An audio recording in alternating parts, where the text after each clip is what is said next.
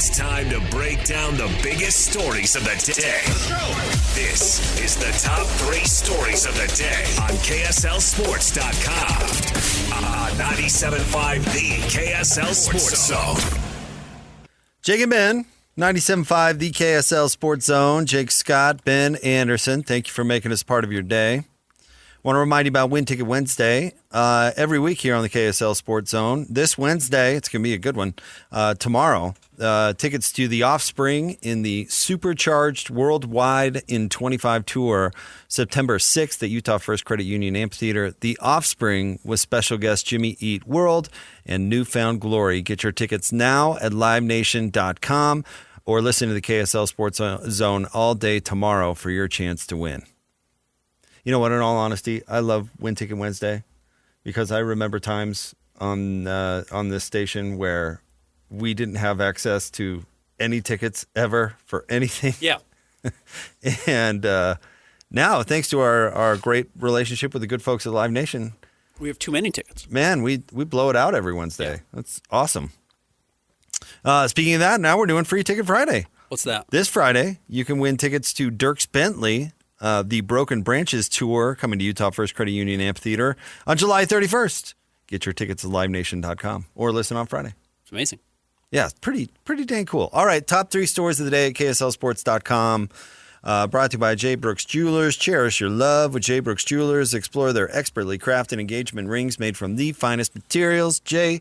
Brooks Jewelers. All right, Christian, where do you want to start today? Number 1, Jazz second-round pick John Tonje made his Summer League debut yesterday, and he looked pretty good. Tonje had not played yet. He'd been dealing with an ankle injury, but he is 24 years old. He was drafted out of Wisconsin, and he had 16 points in 23 minutes. It was 5 of 9 from the floor. We kind of talked about him. I said he moves a little bit like Dylan Brooks. He just kind of has that type of stocky body. Like not super athletic. He can finish on top of the rim, as could Dylan Brooks, but it's probably what his role looks like going forward. He's got to figure out really how to defend and then shoot well. And he shot well. That's just kind of what, again, it's just kind of what the league is. I wish it was more exciting than that, but you know, breaking down basketball, it's do you create space on offense and do you erase space on defense? And I think he might have a little bit of a chance to do it. Do you think he now pictures every opponent as BYU? I would. It was his best game. Yeah, he was incredible in that game. Yeah, all the stuff that you're saying is true. And if the Jazz could find a guy in the second round, I mean, that stuff goes a long way. It does. You said you don't build around your backup power forward generally. Right. You know what I mean? That's a bad design. If you're building up your backup, you don't have the starting guy. So, but if you find backups in low-cost situations with ideal spots without having to go out and pay $7 million, $8 million to get a guy to come to Utah, that's a real hit. And getting a 24-year-old who conceivably will be ready to play quicker, they have a ton of value. And, the Jazz, as is every team, but the Jazz are littered with good second-round picks who didn't become stars but carved out roles. Well, if that dude became Dylan Brooks, that's a huge... That would be huge. He is a starter on a playoff team. Yes, but even if he becomes... Weston Matthews ended up being a very good player, but Brian Russell was a very good player. Again, started on a good team. Starter on a playoff team. If you get a backup who's a consistent guy who just offers the right things, Royce O'Neal, again, started on a pretty good team. Yeah, see, you're talking all starters. I know. It's hard to not get into that territory. But you get a guy who's, one of your top 6 or 7 players on your roster. There's real value there. I'm not pretending that's what Tonje is after one game, but he at least had something. And you can tell with a lot of guys when they don't have anything to offer. And at 24 years old, he should look pretty good already. He should step in and be ready to play, and he looks like he is. Well-seasoned. Well-seasoned. Not like McGregor's seasoning, but like seen a lot of seasons. Yes. Right. You know what I'm getting at? Yes, not spices. Not seasoning. Yeah, not Old Bay, old man. There. Yeah. I just wonder where that saying come from. And seasons makes a lot of sense. You think so? That's you think that's what it has to do? Like seen a lot of seasons. You've seen a lot of seasons. Very I guess seasoned. That's probably true, right? Did you always think it was like pepper? That indicates a passage of time. He's seasoned, a seasoned veteran. They've played a lot of seasons. Yeah. Not they've got a lot of, nuance to their game because seasoning food brings nuance to the flavor. They've got a lot of flavor. I think it's the season thing. Probably right. I've never thought about that.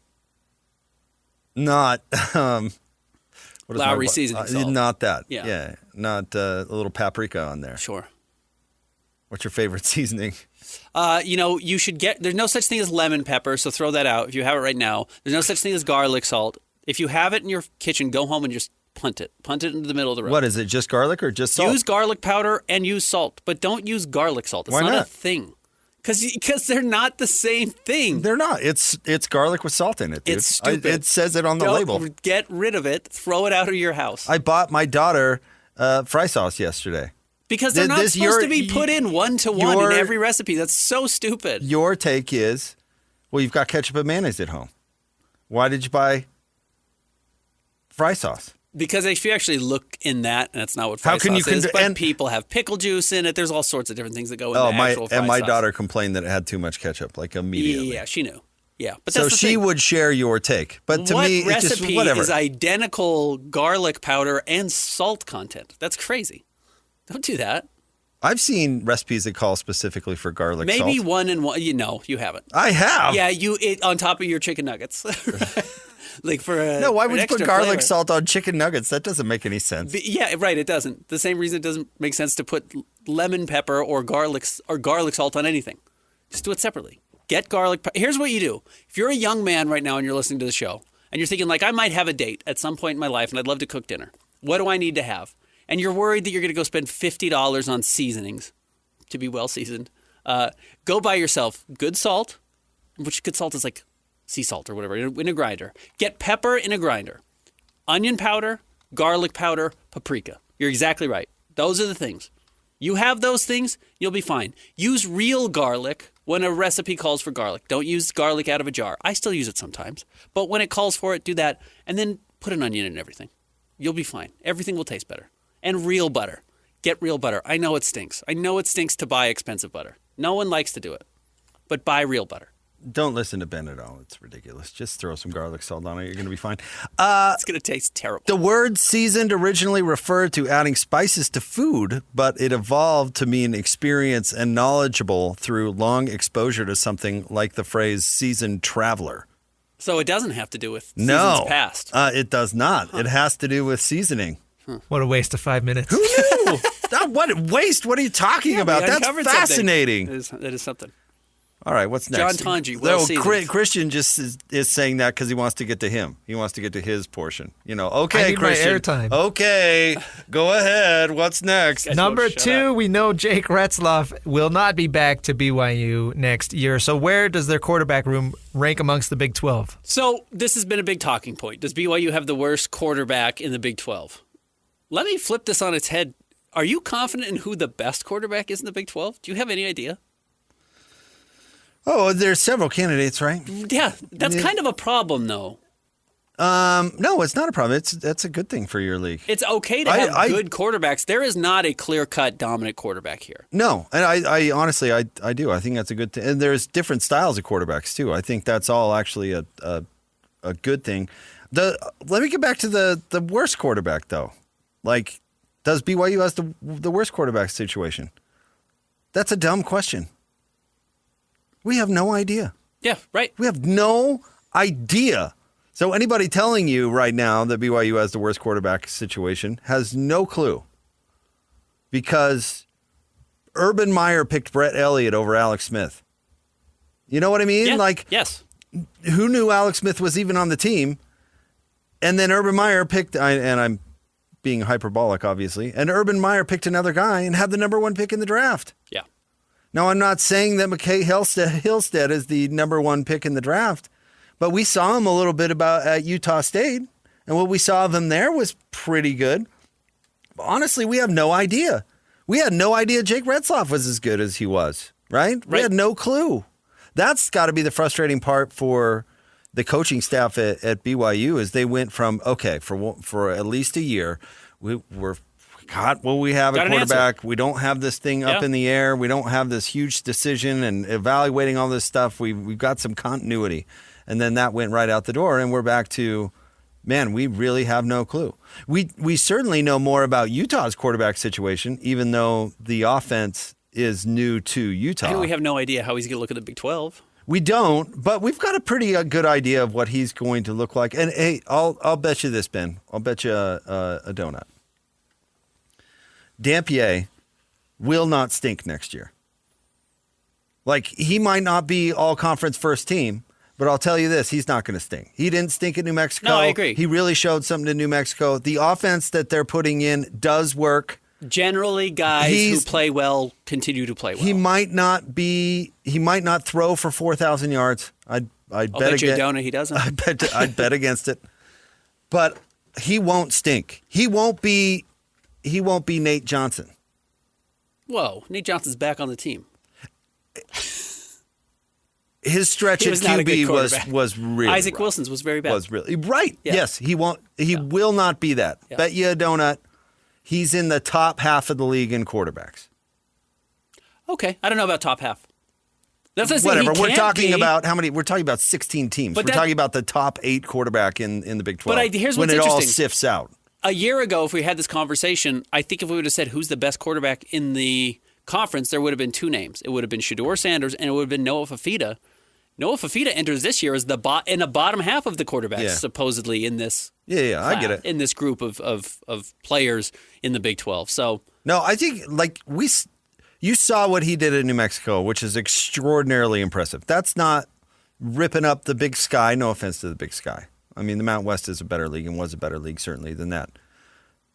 His skill set is completely translatable to what he's going to be asked to do at Utah. Whereas a true freshman, the Bear, coming in, what he did in high school will have nothing whatsoever to do with what he's being asked to do at BYU. That's a huge unknown. it is. So I will tell you that I think Dampier will be, I don't know what label you want to put on it, serviceable, good, at very least. The odds of him stinking, I think, are very low. I'm with you. But because BYU's situation is so unknown, the odds of those guys stinking, all 3 of them could stink. Yeah. We have no idea. Or 4, I guess. I don't mean to slight anybody. But I just don't have a ton of I thought Avery Johnson was the guy last year, and he was pretty underwhelming at times. He'll be good again this year. He should be. Yeah. I would hope so. Sam Levitt's, a lot of people think he's the top in the conference. Kansas State had a really funny year last year, just like Kansas. It was like inverse funny seasons. Yep. So, I don't know. I'm excited. I'm excited to see what these quarterbacks look like. I'm excited to see what Arizona State looks like. Yeah. Because they were, no offense to Sam Levitt, kind of a one-man show last year. Mm-hmm. But they brought back the whole team. So what is that? Fascinating. All right, Christian. Number 3, after testing out free agency, short king Michael Carcone has decided he will return to the Utah Mammoth. This is a surprise because Carcone said in his exit interview, I don't think we're going to agree on anything. I spoke to the coaching staff and management, and I think we're going to go in a different direction. Like, he was one of the most forward-facing players on the roster throughout the season. He was always kind of designated to do interviews and did media. He came on our show, but in his exit interview, he's like, I'm not going to come back. I'm out. This is not going to work out for me. Hilarious. He said he was not given enough opportunity to prove himself. So, look, now that's an easy fix. Just say, we think we're going to play you more, and that's your opportunity. Or he went out to the free agency and realized, everyone agreed with you with my playing time. That's all I could get anyway. That was kind of the consensus. And maybe more. Hey, about what I said. So, but he's back on a 1-year deal. Wonder how often that happens. You have a story of that in your personal life where you kind of burned a bridge on your way out and then had to come back and say, hey, guy, I kind of like my old Larry David at thing. SNL. George Costanza in the first season of Seinfeld, right? He quits his job and then shows up on the next Monday. Just shows up. Just shows up to work. You don't strike me as a burn the bridge guy, though. No, I've learned my lesson. I've burned bridges. I still have bridges that are smoldering. So, yeah. But never had to go back across that. Never had to rebuild that bridge. We've been never had to grovel. We've heard a lot of advice from Frank Layden in the last week since his passing. But one I always remember from Jerry Sloan is never refuse to shake a person's hand because you never get to know when you need a job from them. That's probably pretty good advice. Remember Jerry saying that, and that stuck with me. I bet you Christians burn lots of bridges. Absolutely. That's why he's here. Set him ablaze. That's why he's doing the 2-hour midday show. Have you ever stormed off a job? No. No? No. You ever burned a bridge? Actually, I'm joking because it's kind of completely opposite of Christian's personality. I don't think you have burned a bridge. No, I haven't. Okay. Lloyd's going to be your first then. That'll be nice. Right. Yeah. I'm thinking of how to do it. Yeah, you should. I'm mostly friendly with people. That's so not true. You're not friendly with anybody. I give off the look that I'm unhappy, but I'm an enjoyable person. Brian Taylor of Real Golf Radio is going to join the show. Coming up next, it's the Jake and Ben Show, 97.5, the KSL Sports Zone. Accessing. This is Hans Olsen and Scotty G. Legendary longtime Utah Jazz assistant Phil Johnson, kind enough to join us. Frank Layden has been so valuable and so important to the scene of the sport world here in the state of Utah, not just the Jazz. But can people really, truly appreciate just how important he was in those early years? I learned so much because it was a completely different approach to the game and approach to coaching. And what he was is he was very demanding, but he was very honest and he was very straightforward, particularly with his staff and also with the players. People just don't realize how good he was because they saw the personality stuff, but they didn't see him coaching a basketball team. There has never been a guy like Frank, and there never will be. He's unique. Catch Hans and Scotty weekdays from noon to 3 on 97.5, the KSL Sports Zone.